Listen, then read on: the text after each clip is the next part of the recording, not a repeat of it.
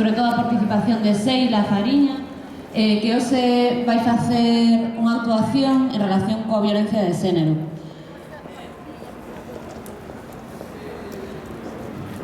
Segundo mes do ano. Esas son 9 mulleres asasinadas. O noso traballo dende a asociación é denuncialo e visibilizar que seguen morrendo mulleres polo mero feito de selo. Dende a rede fomentamos a formación en xénero como ferramenta para rematar coa violencia, pero somos conscientes de que o traballo en prol da igualdade é un traballo infravalorado e despreciado, un traballo que non se recoñece. Para nós é a nosa forma de vida, a cal acabamos convertendo no noso traballo diario.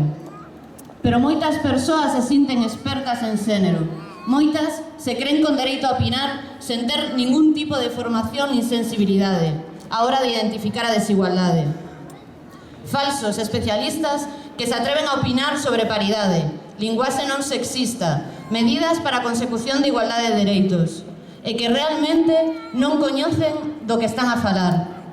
Estas son as persoas as cales, despois de abanderarse como persoas feministas, esperan que as mulleres estean na casa a unha hora decente, e que pensan que nós temos máis sensibilidade á hora do cuidado das crianzas.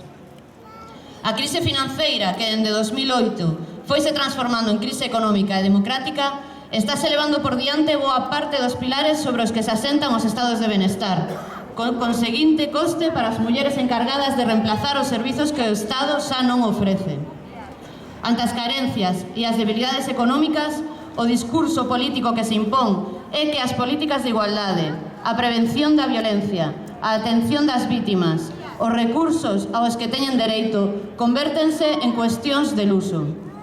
Mentras que no Estado español os asasinatos mantéñense, as denuncias e condeas disminúen e aumentan os sobresementos e o número de ordes de protección rexeitadas.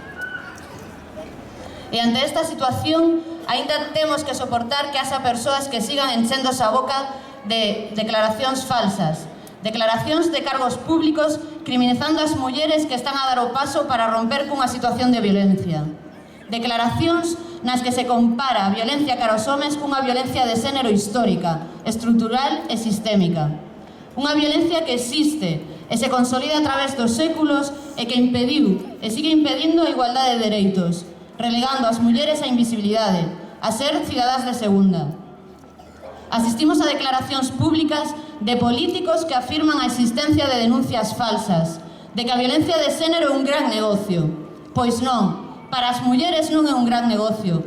Para as mulleres, romper con relacións violentas é un dos procesos máis duros das súas vidas e dos cales queren esquecerse o máis axiña posible. En 2011, arquiváronse 48.000 denuncias, máis do 45% das presentadas.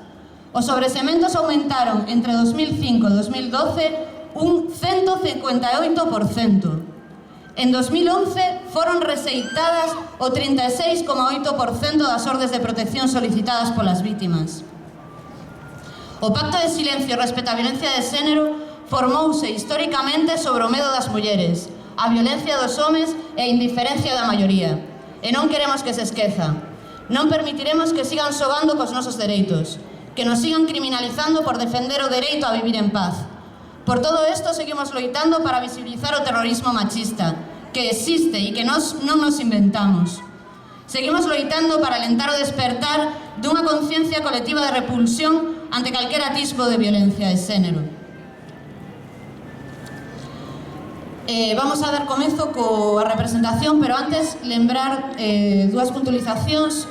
O próximo mes é o 8 de marzo, Día Internacional das Mulleres, e por mor de que a nosa concentración coincide en datas festivas, pois non vamos a realizala. Vamos a participar na manifestación que vai organizar a Marcha Mundial das Mulleres o 8 de marzo. A manifestación sairá da Plaza de Portugal e será con motivo do Día Internacional das Mulleres. Esperemos que todos acudades. Ás 8 da tarde. 8 de marzo, 8 da tarde. Guardamos un minuto de silencio.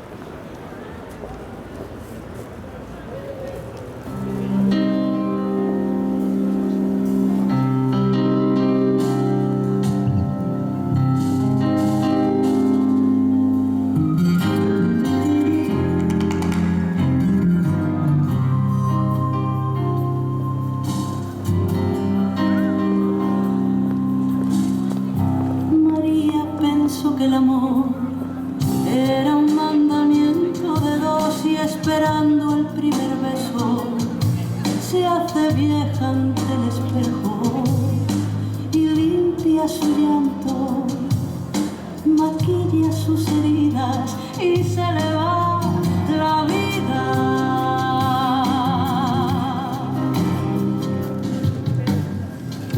Recuerda